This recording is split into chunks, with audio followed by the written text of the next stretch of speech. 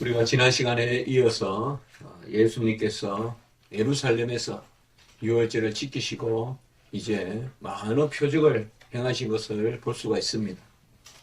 그 표적을 보고 사람들이 주님을 따르기도 하고 또 그 가운데서도 주님에게 또 어떤 표적을 보이겠느냐 해서 주님께서 성전을 헐고 또 그것을 지으시리라는 그런 표적을 보이겠다는 말씀을 주신 것을 볼 수가 있습니다.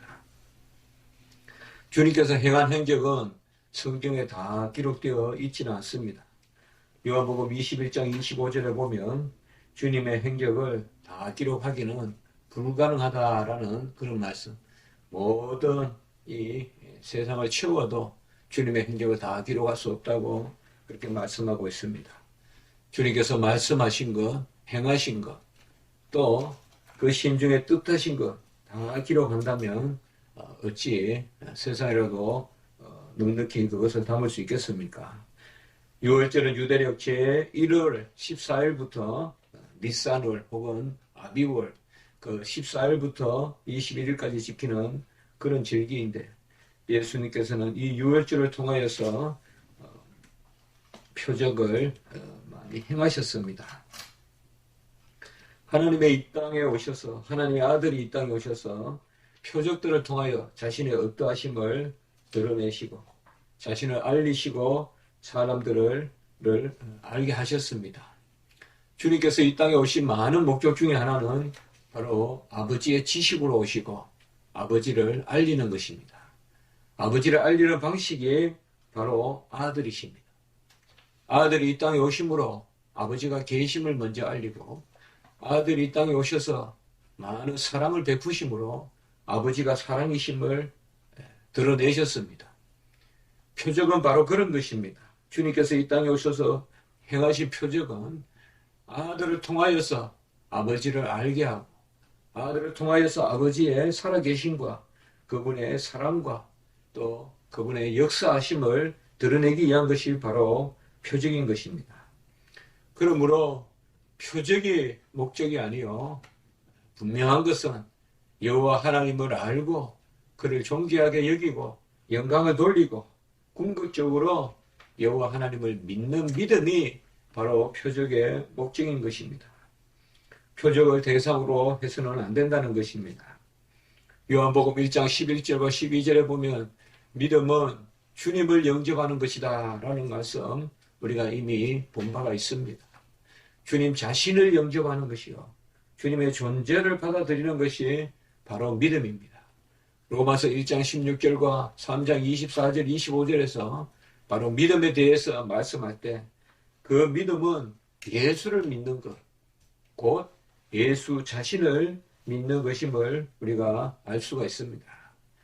어떻게 보면 믿는다는 것은 모든 존재와 존재가 서로 교통하고 우리는 주님을 받아들이고 또 주님께서는 우리를 받아들이는 그런 영접의 상태가 바로 믿음인 것입니다. 표적들은 이런 믿음을 위하여 봉사하는 것이지 표적 자체가 목적이 되어서는 안 되는 것입니다. 우리도 이 시간에 지금 예배를 드리지만은 예배가 어떤 우리의 편의를 위한 것이나 어떻게 보면 우리의 감정적 만족이라거나 일종의 의무적으로 드리는 것이라거나 이런 것이 아니라 예배라는 것은 여호와 하나님을 분명히 인정하고 그분의 살아계심과 그분이 우리를 향하신 뜻이 바로 영광 받으심에 있다는 것을 정확하게 기억하고 나가는 것이 바로 예배라는 것입니다.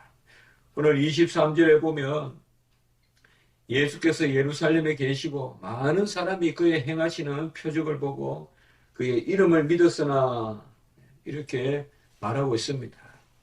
분명히 믿음이 있다라고 이렇게 기록하고 있는데 이 믿음이 과연 어떤 믿음일까요? 예수의 이름을 믿었다라고 했습니다. 예수의 이름은 바로 죄인들을 구원하시는 이름이요. 그 이름을 믿었다.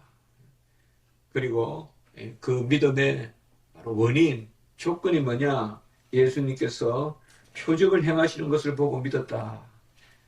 24절에 보면 예수는 그의 몸을 그들에게 의탁하지 아니하셨으니 그러나 예수님은 자신의 몸을 그들에게 의탁하지 아니하셨으니 라고 이렇게 이야기하고 있습니다. 여기 의탁한다는 말과 23절에 믿었다는 말은 사실은 비슷한 단어가 사용되고 있습니다. 거의 같은 단어가 사용되고 있습니다. 비슷해요. 바로 믿다라는 말입니다. 그래서 24절에 이는 그의 몸을 그들에게 의탁하지 아니하셨으니 이 말은 바로 그들을 믿고 주님께서 그들을 의지하다. 여기서 의지한다는 말은 바로 그들과 더불어서 살고 그들과 더불어서 나누고 하지 않았다는 뜻입니다. 그들이 예수님을 믿었으나 예수님은 그들을 믿지 않았다는 것입니다. 우리가 살다 보면 이런 형식적인 믿음, 또 예형적인 믿음, 혹은 일시적인 믿음이 있을 수 있습니다. 그러나 과연 하나님께서 주신 믿음이 우리 안에 들어왔다 나갔다 하고 또 겉으로만 생기고 그럴 수 있을까요? 사실은 이런 믿음은 우리가 믿음이 아니라고 하는 것입니다. 이것은 믿음의 모양은 있지만은 전혀 믿음이 아닌 것입니다. 이것은 어떻게 보면 세상적으로 예수의 이름을 믿는 것이지 영적으로 구원의 믿음을 갖는 것은 아닌 것입니다. 특별히 이런 믿음을 우리가 거짓 믿음이라고 하고 이런 믿음을 믿음지 않은 믿음이라고 합니다. 거짓 믿음이다. 영어로는 스푸리우스 이런 단어가 있습니다. 거짓 믿음이다. 제가 어느 주석에 보니까 영어로 스푸리우스 페이스 거짓 믿음이다. 또 이런 믿음은 어떤 믿음이냐? precarious faith 바로 믿지 않은 믿음이다. 바로 예수님의 이름을 믿지만은 표적을 통하여서 예수의 이름을 믿는 것. 이것은 표적에 그 효력이 닿으면 사라지고 마는 것입니다. 빵을 보고 믿으면 빵을 먹고 나면 또 배고픔이 오면 그 믿음은 사라지는 것이요. 병 낫는 것을 보고 믿으면 그 병 낫는 것이 끝나고 사람은 연약해서 또 병이 드는데 또 병이 들면 또 믿지 못하고 이런 것을 바로 거짓 믿음 혹은 믿지 않은 믿음이라는 것입니다. 이 속을 우리 주님께서 다 아신다는 것입니다. 이는 친히 모든 사람을 아시며 25절에 보면 또 사람에 대하여 누구의 증언도 받으실 필요가 없으니 이는 그가 친히 사람의 속에 있는 것을 아셨음이니라 라고 이렇게 말씀하고 있습니다. 이런 말씀은 이후에 이제 예수님께서 누구를 판단하실 때도 누구의 증인도 필요 없다라는 그런 말씀으로 이제 이후에도 나타납니다. 예수님께서는 우리 속을 아시는 분이십니다. 왜요? 그분은 우리를 지으시고 우리를 위하여 이 땅에 오시고 우리의 처음과 끝이 되시기 때문에 친히 모든 사람을 아시는 분이십니다. 그렇기 때문에 그들의 심중의 생각도 헤아리시고 그들의 심령의 상태도 헤아리시는 것입니다. 사실 우리가 예수 그리스도를 통하여서 여호와와 화목하고 여호와와 화답하는 길은 바로 예수께서 우리의 심중을 아시기 때문에 그러한 것입니다. 예수님께서 우리의 심중을 안다는 것은 두 가지 의미가 있는 것입니다. 첫 번째로 우리를 두렵고 떨리게 하는 그런 연약함을 드러내시는 것입니다. 우리는 예수님의 앞에서 우리의 어떠함을 숨길 수가 없습니다. 주님은 이 땅에 오신 사람이시지만은 하나님이시기 때문에 하나님으로서 우리의 속을 다 들여다보십니다. 그렇기 때문에 예수 앞에 나오면 우리의 모든 죄가 다 보이는 것입니다. 그분은 내 속을 보시는 하나님이시기 때문에 예수 앞에 나가면 내 속이 다 보이고 숨길 것이 없습니다. 내 헌신도 보이고 내 미련함도 보이고 내 거짓도 보이고 또 내 진실도 그것이 있다면 보이는 것입니다. 두 번째로 예수 앞에 가면 바로 사함이 있는 것입니다. 예수 앞에 나가면 모든 죄 사하고 그런 찬송도 있지 않습니까? 바로 주님 앞에 가면 두렵고 떨림이 있지만 주님 앞에 가면 사함의 역사가 있고 또 용서와 또 이끄시는 그런 인도함의 역사가 있는 것입니다. 믿음이라는 것은 이 두 가지에 걸쳐 있는 것입니다. 오늘 사실 예수님께서는 그들 속을 보셨는데 그들 속이 어떤 상태였을까요?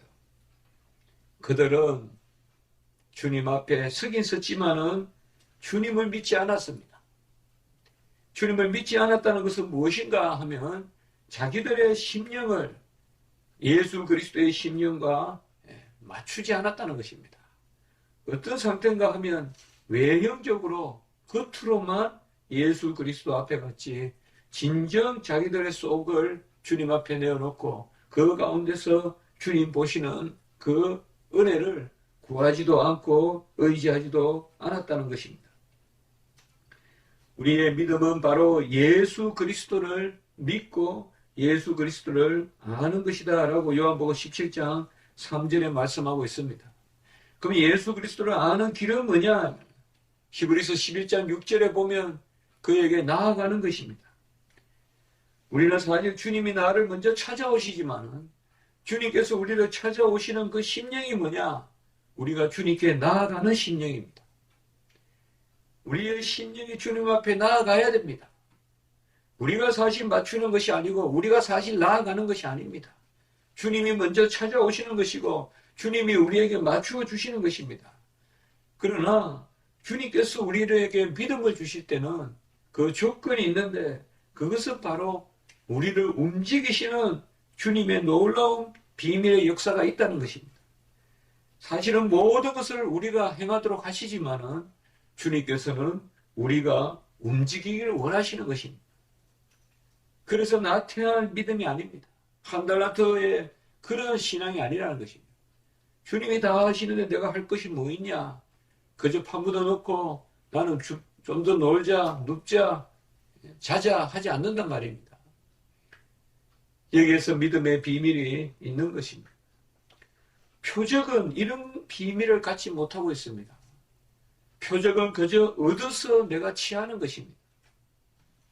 그러나 믿음의 비밀은 하나님이 나를 움직여서 내가 하나님 앞에 나아가는 것입니다.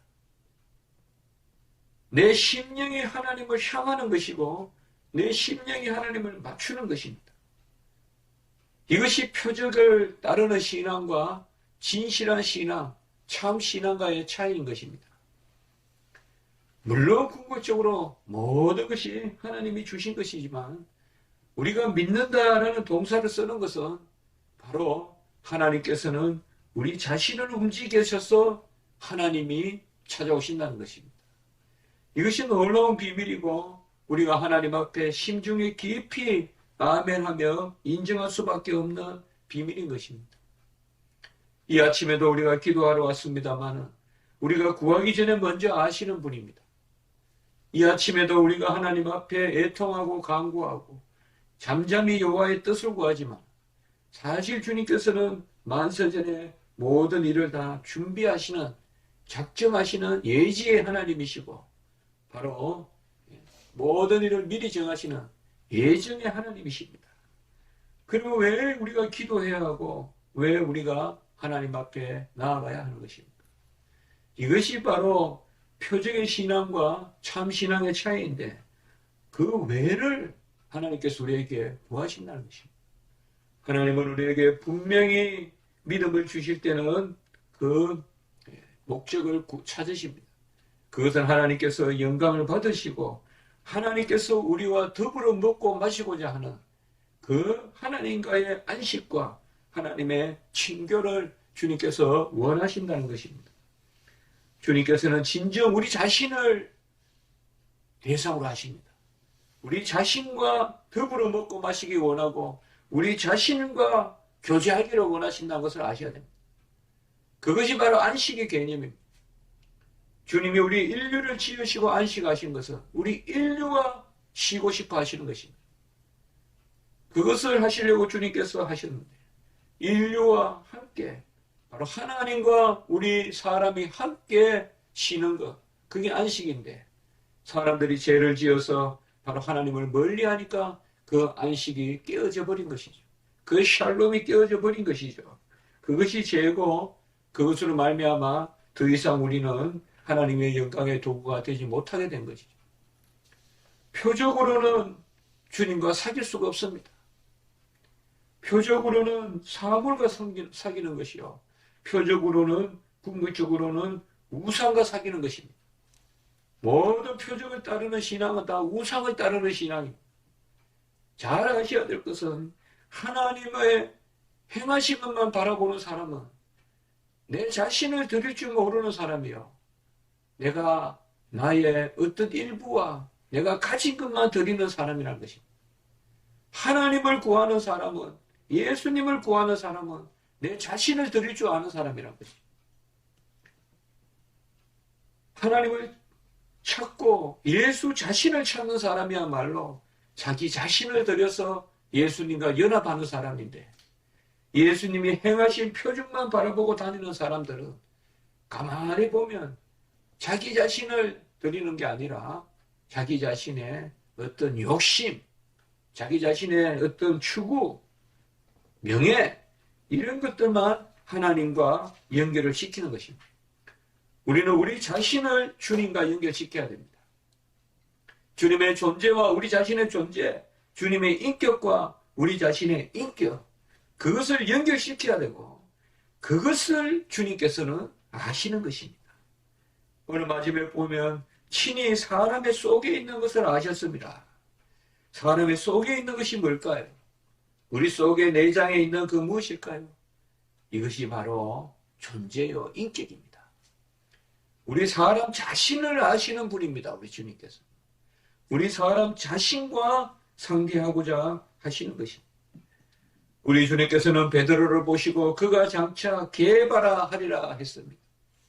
베드로가 게바로 바뀌는 것은 재산을 가져서 그런 것도 아니고 건강을 가져서 그런 것도 아니고 물고기를 많이 잡는 기술을 가져서 게바가 된 것도 아닙니다.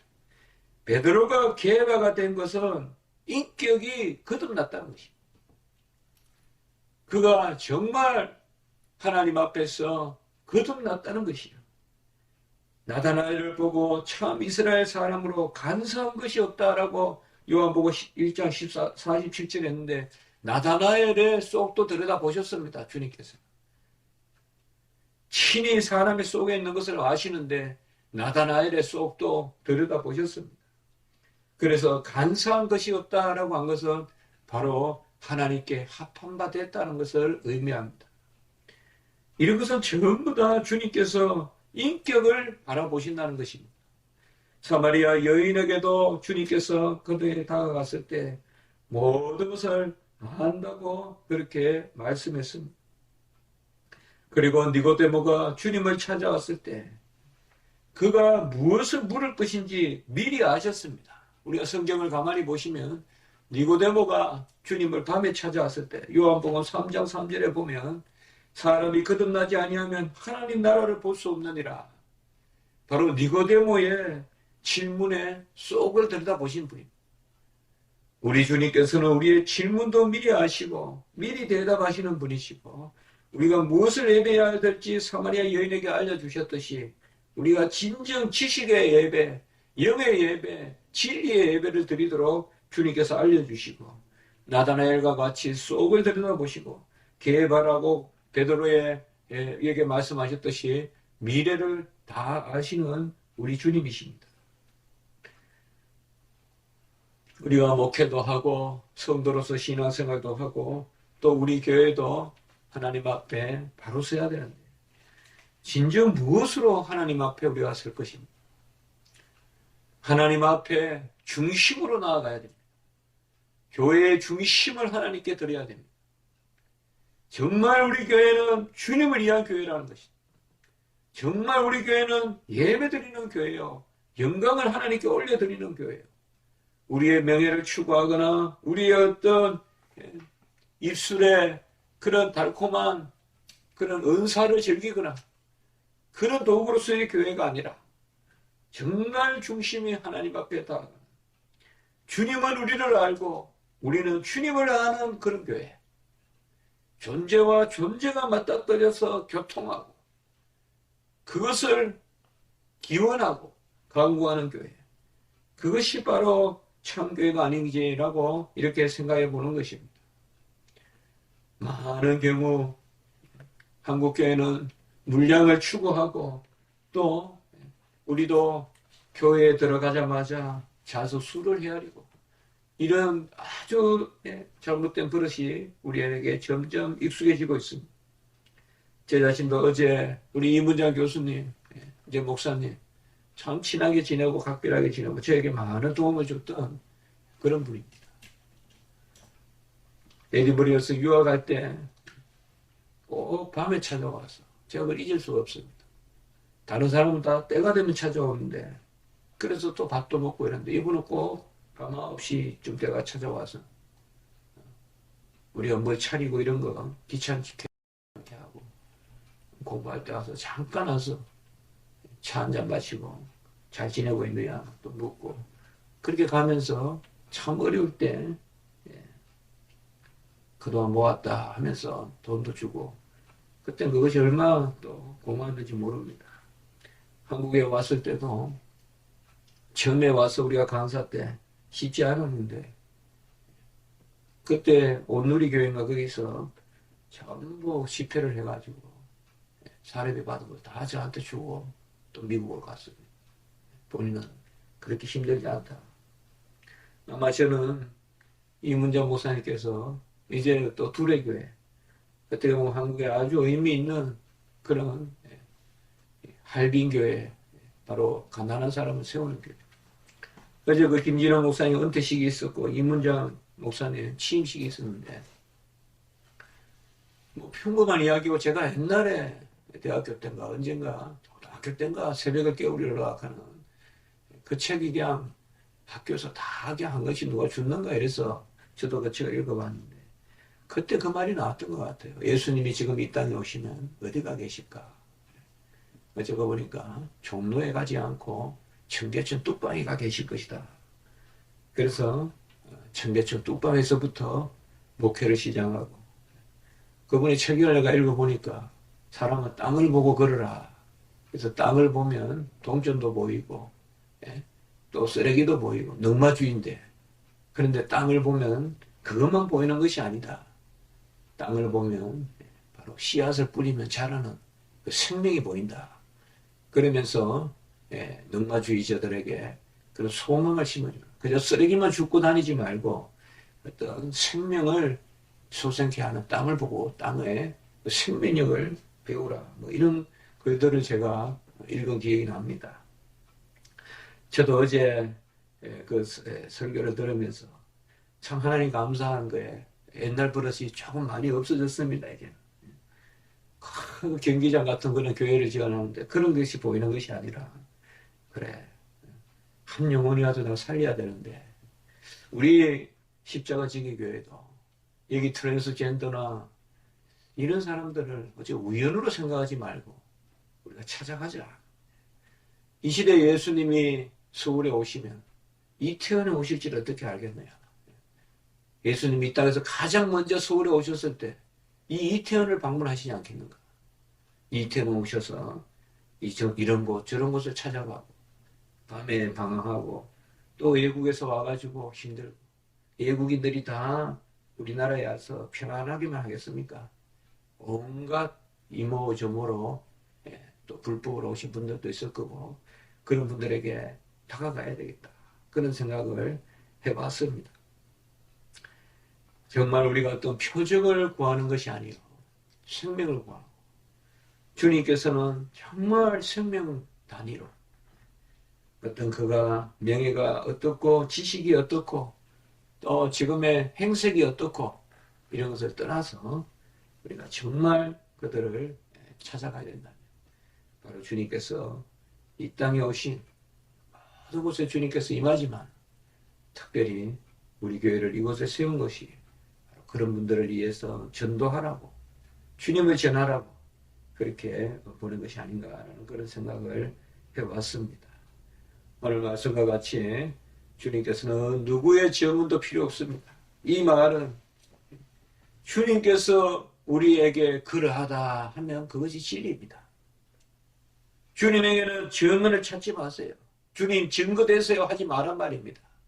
주님이 증인이십니다.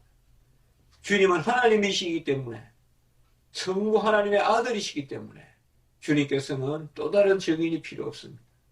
심중에 우리 가운데 찾아오셔서, 기도 가운데 우리 가운데 찾아오셔서, 소자야 네가 이렇게 하라, 소자야 내가 이것을 원하노라 하면 누구에게 의논할 필요도 없고, 누구에게 증언을 구할 필요도 없고, 그것이 맞냐 안 맞냐 물어볼 필요도 없고, 주님은 누구의 증언도 받을 필요가 없으니 주님 우리를 보시고 하시는 말씀 아멘하고 받으시고, 주님의 음성인 줄 알면 그것을 그대로 순종하는 그런 역사가 있기를 주님의 이름으로 축복합니다. 오늘은 추수감사절입니다. 우리가 무엇보다도 이제 주님을 영접하는 그 기쁨을 누리고, 그 가운데 더불어 먹고 마시는, 그 가운데 풍성함을 누리는 그런 것을 우리가 한 주간 감사하고, 이스라엘 백성이 온갖 종려나무와 또는 하석류와 무성한 나무 이런 것을 흔들면서 기뻐하는 그런 초막절의 절기를 지냈듯이, 우리도 오늘 한 주, 또 오늘 주일과 또 한 주 특별히 하나님 앞에 감사하는 그런 역사가 있기를 주님으로 축복합니다. 한번 기도드리겠습니다. 하나님 아버지, 은혜와 사랑을 감사합니다. 주님께서는 우리의 속을 아시고 중심을 보시고, 정말 겉으로 믿는 믿음, 우리가 수단만 드리고 나에게 속한 소유만 드리는 그런 믿음이 아니라 우리의 존재로 하나님을 향하고 또 그 주님의 존재를 바라보는 그런 믿음을 아버지 주님께서 기뻐하신다는 것을 깨닫게 하시니 감사합니다.